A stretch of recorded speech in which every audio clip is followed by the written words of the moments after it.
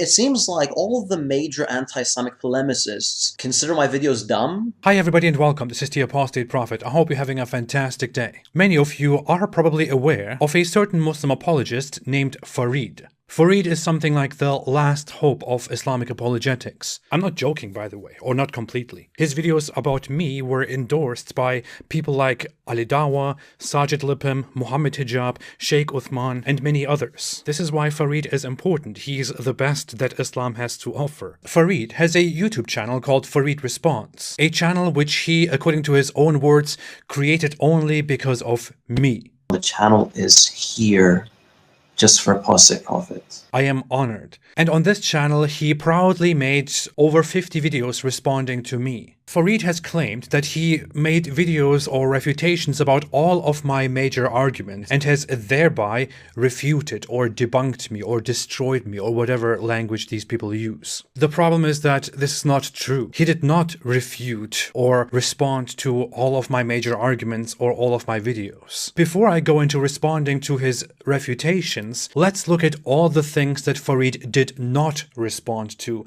and did not attempt to refute. By the way, I want to note, Farid engaged in a lot of personal attacks, calling me a rat and a filthy whatever. What I want to do in my response to him here is to ignore all that and simply focus on the arguments and the information. In total, Farid made about 52 videos. He actually made more, but he took down some of them, or at least one or two of them as far as I see. At the time that he made refutation videos against me, these videos of mine were public and he did not respond to them. Apostasy in Islam. What he initially did is to post a video of a brief part of a lecture that Muhammad Hijab gave about apostasy, a speech which says something along the lines of apostasy penalties are in alignment with liberal ideas according to John Locke, so it's okay.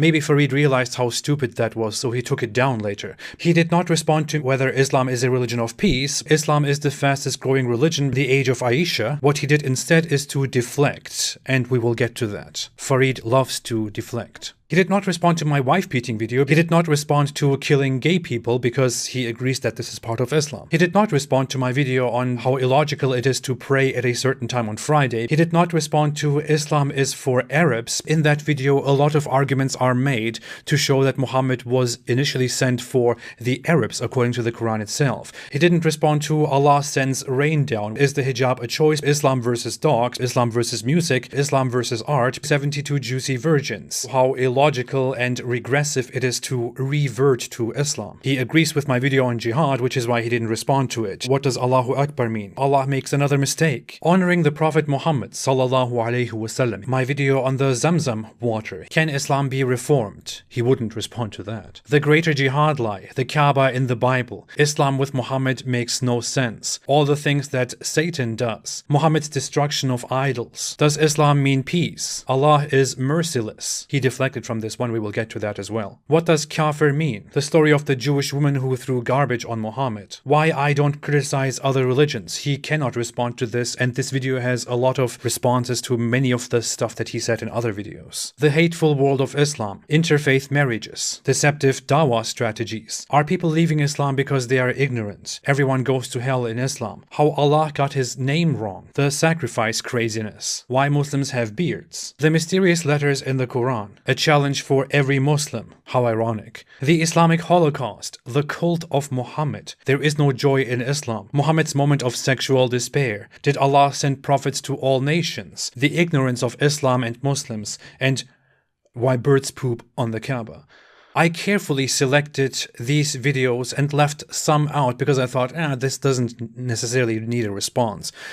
But that's half of my videos at the time that he made his refutations about me. When it comes to the things that he responded to, he mostly ignored much of the content of the video. Now, without losing time, let's jump into responding to the first video. And the first video that I want to respond to is actually not on his channel, it is on a different channel, EF Dawa. A video which he made in 2019 called Apostate Prophet Exposed. This is the first time that I heard of Farid. This video already starts with some very bad logic. It seems like anyone who's an ex-Muslim today is automatically an expert in Islam. How does that happen? First off, that's a poor question. I never claimed such a thing.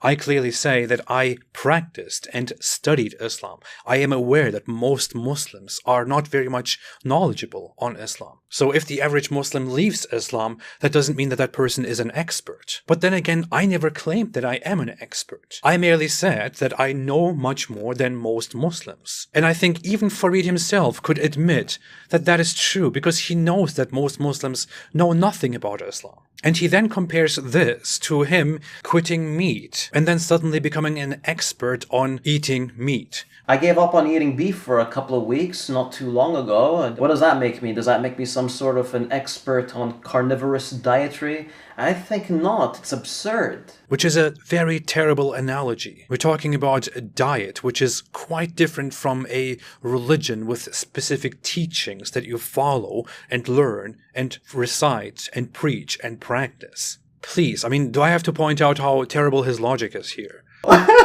The first actual case that he makes is about female genital mutilation, where he responds to my criticism of female genital mutilation and then says, female genital circumcision is known medically as clitoral hood reduction. This procedure does not rob women from sexual pleasure, and it definitely does not kill them. In fact, it is a procedure that is endorsed by the American Society of Plastic Surgeons. They even marketed it as vaginal rejuvenation. Wait a minute, what did you say? And the procedure is available in the United States.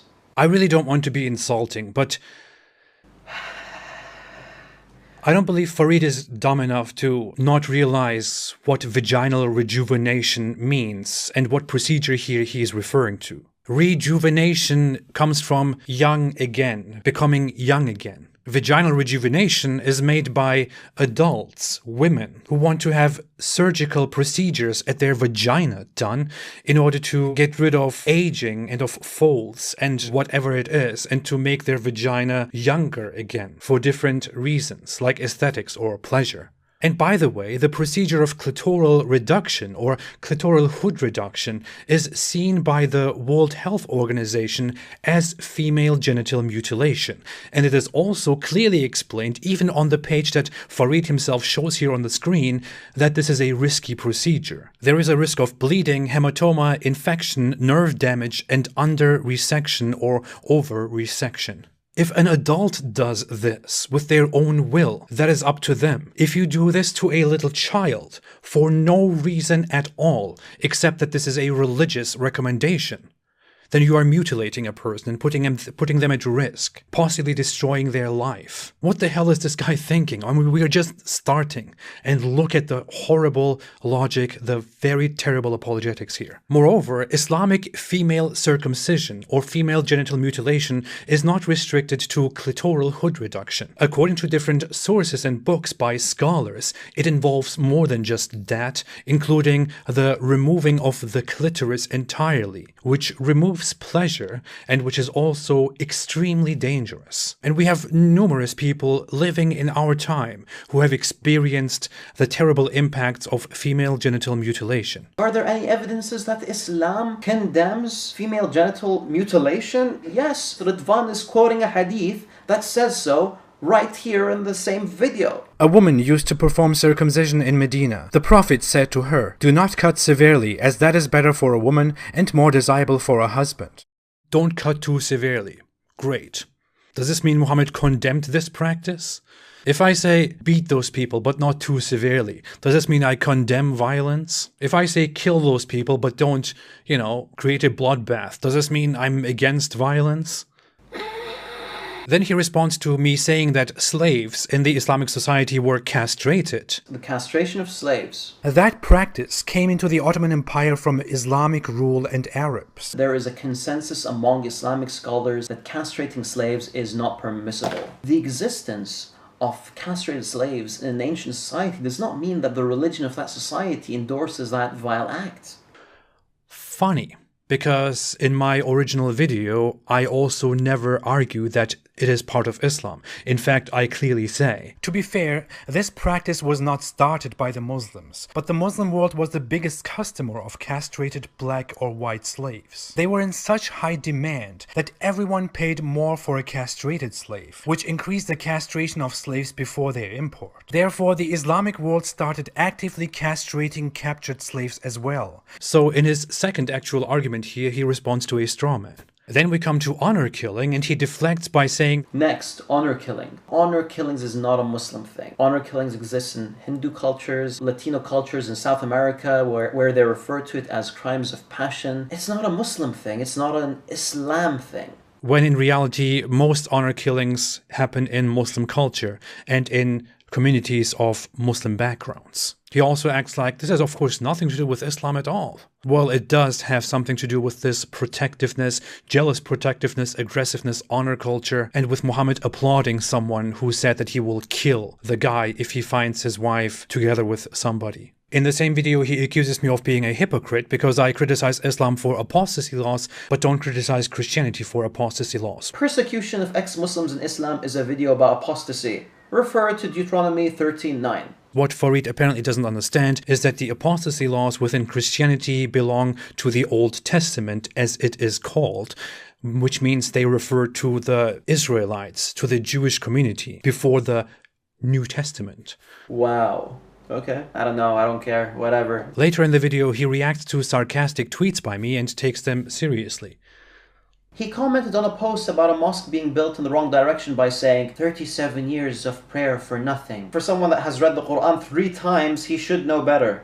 In the rest of the video, there is nothing noteworthy to respond to, except that he criticizes me for not pronouncing certain words in different languages, like Arabic, correctly. He should probably talk to a Turkish religious Muslim and see how they pronounce things. Dude, not everyone is an Arabic speaker. In the rest of this video, there is nothing that is worth responding to, which will not come up in the other videos that we will talk about. Let's move on to the next video. Take care of yourself, and as always, stay away from Islam.